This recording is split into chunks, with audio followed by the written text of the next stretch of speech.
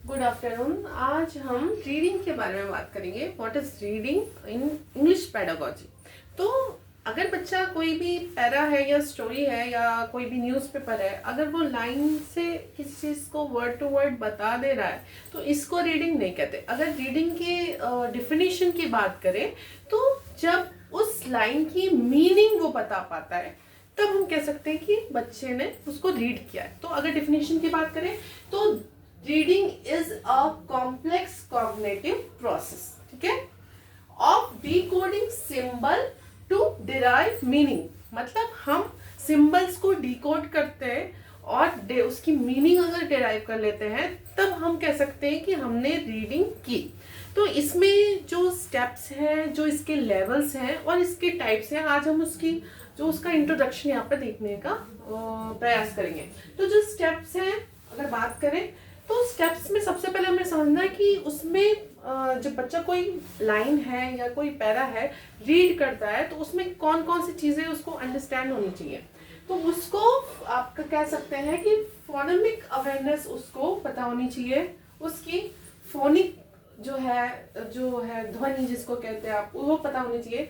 Fluency उसमें होनी चाहिए। वर्कअप मतलब आप जो शब्द आपका भंडार है उसको पता होना चाहिए। और कॉम्प्रिहेंशन मतलब उसकी समझ उसको होने चाहिए कि वो क्या रीड कर रहा है। तो जो इसके स्टेप्स हैं अगर हम बात करें तो नॉर्मली इसको 3-4 स्टेप्स में हम देख सकते हैं। पहला स्टेप है आपका स्किमिंग, दूसरा स्कैनिंग, तीसरा क्रिटिकल और चौथा है एनालिटिकल। बहुत सारे स्टेप्स होते हैं बट जो हमारा इंपॉर्टेंट है हम उसी की यहाँ पे चर्चा करेंगे। तो स्किमिंग में क्या करता है बच्चा जैसे कोई चीज है उसमें वो स्किमिंग में वो उस चीज का सार देखता है, गस्ट देखता है। तो यहाँ पर जब बच्चा किसी चीज का सार देखना चाहे या आप कह सकते हैं कि इसको हेडलाइन अगर किसी चीज की देखना चाहे कि what is the main context, तो इसको स्किमिंग कहते हैं। इसके बाद अगर बात करें स्कैनिंग तो वो उसमें स्पेसिफिक चीज ढूंढता है, जैसे डेट हुआ, नेम हुआ और जो स्पेसिफिक उसमें कंटेंट है वो हुआ, तो इसको हम कह सकते हैं स्कैनिंग। उसके बाद क्रिटिकल में क्या होता है वो मतलब आप कह सकते हैं कि ये क्रिटिकल थिंकिंग से रिलेटेड है। इसमें आप इवेल्युएट इंटेंस मतलब उसको गहनता से इवेल्युएट कर सकते हो, उसका मूल्यांकन करते हो, तो आप कह सकते हैं कि ये क्रिटिकल इसमें रीडिंग कर रहा है। उसके बाद है एनालिटिकल, तो उसको जो होल है उसको ब्रेक डाउन किसमें करता है, स्टेप्स में, और उसको एनालाइज करता है कि कंटेंट वास्तव में क्या है। तो ये इसके स्टेप्स आप मान सकते हैं। अगर बात करें अब इसके लेवल्स की तो बच्चा कैसे सीखना शुरू करता है, तो पहला क्या होता है उसका इमर्जेंट रीडर। वो किसी सिंबल को एज अ पिक्चर देखता है, मतलब उसको एक चित्र की तरह देखता है और वो इसमें पहचान करने की कोशिश करता है, रिकॉग्नाइज करने की कोशिश करता है कि क्या है, कौन सा सिंबल है, ए है, बी है, जो भी वो भी।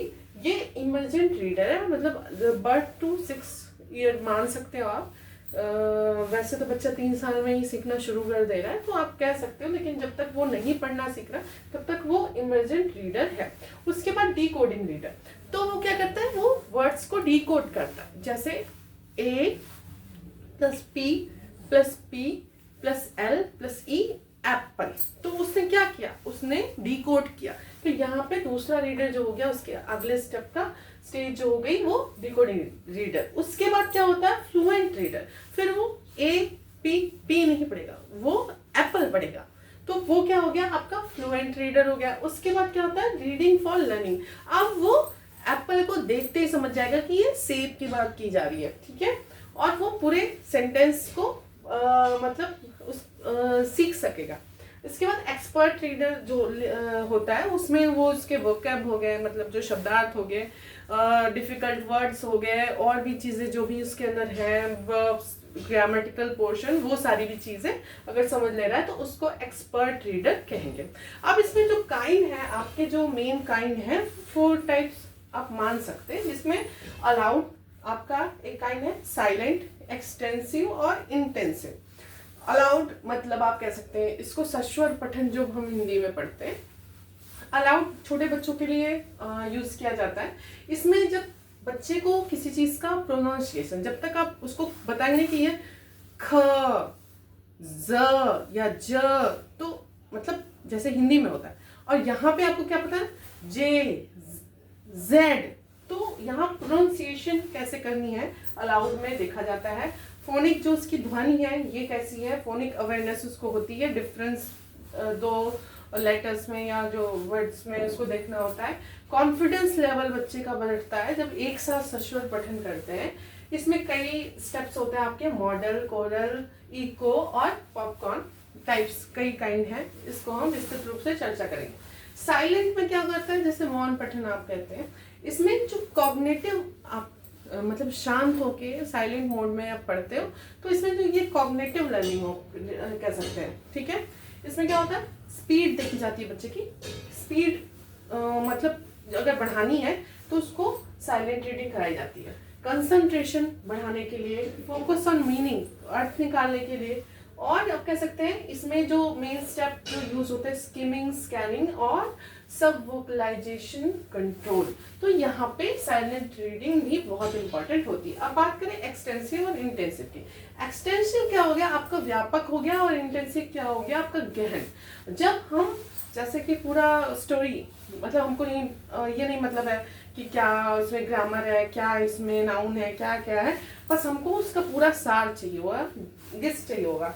तो यहाँ पे एज अ सैटेलाइट की तरह पूरे एक साथ देखते हैं, ठीक है।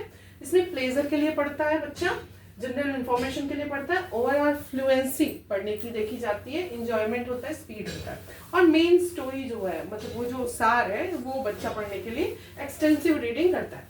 इंटेंसिव क्या होता है, एज अ माइक्रोस्कोप, मतलब उसमें गहनता से कौन कौन से मतलब उसमें ग्रामेटिकल पोर्शन है, क्या उसका वोकैबुलरी है, मतलब कह सकते हैं डिटेल हो गया, एक्सप्लोजर हो गया, कंप्रिहेंशन हो गया, एक्यूरेसी आपका देखा जाता है, इन्फ्रेंस, वोकैबुलरी, ग्रामर, लिटरल और इन्फ्रेंशियल, अप्स डाउन, फोनिक, जैसे क्या लय और क्या वो होती है, मतलब वैसे अगर आप कहते हैं एक्सटेंसिव में पूरी स्टोरी उसने नॉर्मली पढ़ी और बता दिया क्या है।